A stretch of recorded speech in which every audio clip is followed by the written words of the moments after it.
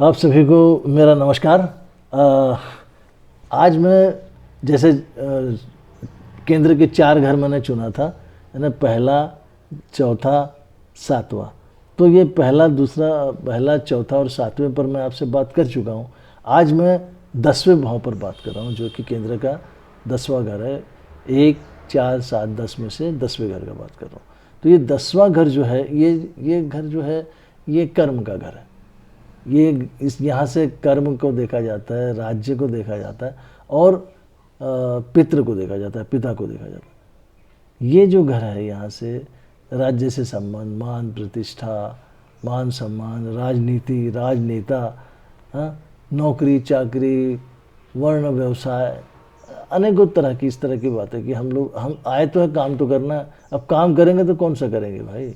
सरकारी नौकरी करेंगे, प्राइवेट नौकरी करेंगे, या सरकार में शामिल होंगे, सरकारी नेता बनेंगे, है ना, राज्य सरकार के बनेंगे, केंद्र सरकार के बनेंगे।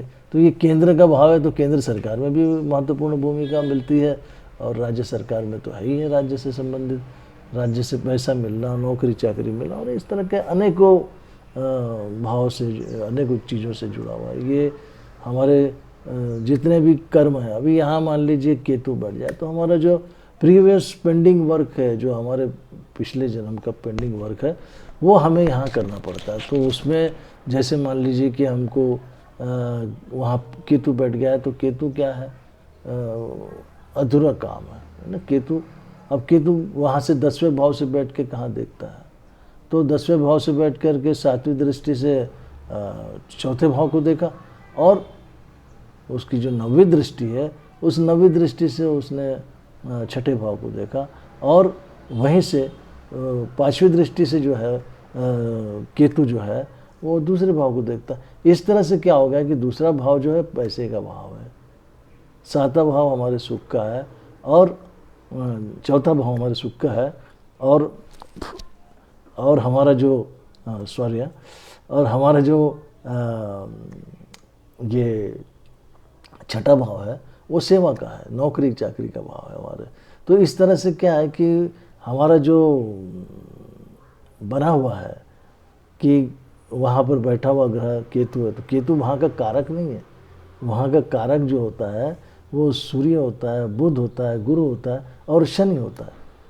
लेकिन अब ये बैठ जाए वहाँ, तो ये तो अच्छा फल तो देगा नहीं। जो भी है आपको पेंडिंग काम करना पड़ेगा। आपने जो नहीं किया है काम, वो भी काम किसी और ने छोड़ कर गया हुआ है ना। आप लगे 80 में, किसी सरकारी ऑफिस में 80 में लगे, 82 में लगे, 90 में लगे, आपको काम करना पड़ेगा 1962 का, 1963 का, 64 का, वो निकाल के लाएंगे आपको। रिकॉर्ड ढूंढो, पुराने ज़माने का काम करो। तो इस तरह से आपको केतु जो है, पेंडिंग कर्मा जो है आपका पड़ा हुआ, वो आपको दूसरे ने छोड़ के गया, वो करना पड़ता। तो ये 10वें घर का प्रभाव पड़ता है मनुष्य के जीवन पे। और इस तरह से आदमी जो है उसमें यह होता रहता है ग्रह मान के अनुसार। अब मान लीजिए वहाँ पर ये मंगल बैठ जाए। मंगल क्या है? 10वें भाव में उच्च बलशाली है, लेकिन अब वो योग कारक है कि मारक है, उस पर भी। अभी मान लीजिए कि ये कन्या लग्न की कुंडली में मंगल आपका 10वें भाव में बैठ गया, तो मंगल तो मारक है कन्या लग्न की कुंडली में। कहाँ कहाँ होकर गया? 6, 7, 8, 8वां घर 3रे भाव में बैठा, और 1 नंबर जो है आपका 6ठे भाव में आ गया, 8वें भाव में आ गया। इस तरह से तो अति मारक हो गया आपका घर। और यहाँ पर फिर क्या है? मंगल बैठा है तो आपको काम कैसा? जो बिजली से जुड़ी चीज़ें हैं, चक्की का काम मिलेगा आपको, या आपको मिलेगा ये जनरेटर काम चला रहे हो, कोई शादी बारात में जनरेटर ये सीरीज लेकर के जा रहे हो, या कहीं इलेक्ट्रिक फिटिंग वाले बन गए आप, तो इस तरह का काम। अभी वहाँ से मंगल बैठ के आपके सुख स्थान को देखता है 7वीं दृष्टि से, 4थी दृष्टि से आपके लग्न को देख लिया, 10, 11, 12, 1। इस तरह से आपके लग्न पे भी मंगल का प्रभाव आ गया, आपके 4थे घर में और 5वें घर में आ गया। तो क्या है कि आपकी जो पढ़ाई लिखाई है, जो आप 5वें घर से, वो भी आपका मारक ग्रह ने वहाँ देखा, तो आपकी पढ़ाई लिखाई भी आपके काम में काम के लिए उपयोगी नहीं हो पाती, उसका काम आपके काम में उसका उपयोग नहीं कर पाते। आप BSc है, MSc है, लेकिन आप वो काम करते जो कि उससे जुड़ा हुआ नहीं है। इस तरह से आपको मंगल के बारूद के काम है वो करना पड़ता है। तो इस तरह से अब वहाँ जो है कन्या लग्न की कुंडली में राशि आती है मिथुन राशि। मिथुन राशि का स्वामी है बुध, तो बुध जो है वहाँ का कारक है वैसे, ठीक। और इस तरह से वहाँ पर मान लीजिए राहु बैठ जाए। अभी कन्या लग्न की कुंडली में राहु 10वें भाव में बैठ जाए तो राहु उच्च का हो गया। उच्च का हो गया तो आपको फिर ताकत देता है, मजबूत बना देता है, 10 हाथियों की ताकत दे देता है। वो आदमी जो है राजनेता बनता है बड़ा। राहु की महादशा में इतना बल देता है कि वो पूरा देश हिला देता है। वो आदमी इतनी ताकत राहु देता है। और कहावत भी है कि जिसका राहु 10 में, दुनिया उसकी बस में। इस तरह से ये 10वां घर जो है काफ़ी अति शक्तिशाली। यहाँ पर सूर्य बैठ जाए तो बलशाली, यहाँ पर गुरु बैठ जाए तो भी, हालांकि भाव नीचेस्त भाव है लेकिन फिर भी यहाँ ताकतवर है। यहाँ पर बुध बैठ जाए तो भी अच्छा, शनि का तो घर ही है।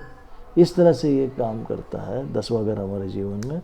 हमारी नौकरी चाकरी, हमारा सब कुछ ये देखता है, कौन सा व्यवसाय करेंगे, क्या करेंगे।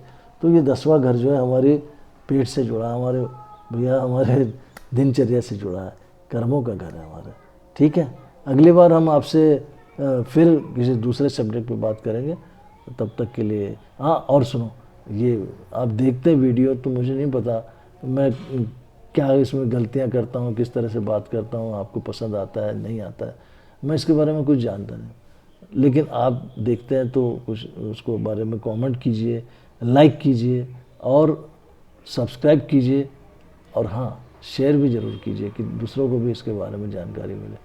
और मैं अगला सब्जेक्ट ऐसे अनेकों, केवल ज्योतिषी नहीं और भी दूसरे जैसे आध्यात्मिक विषय है उन पर भी मैं आपसे बात करूंगा। कि जैसे मान लीजिए आकर्षण और समर्पण। अगली बार मैं आकर्षण और समर्पण इस विषय पर आपसे बात करूंगा कि आकर्षण किस तरह से, कौन सा ग्रह से आकर्षण मिलता है, और समर्पण कहाँ होना चाहिए, किस तरह का होना चाहिए, इस पर मैं आपसे बात करूंगा। तब तक के लिए नमस्कार।